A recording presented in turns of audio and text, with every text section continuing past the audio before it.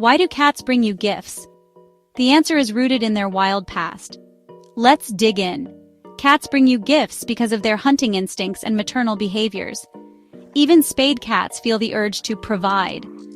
They see you as part of their family. In wild colonies, cats share prey to strengthen social bonds.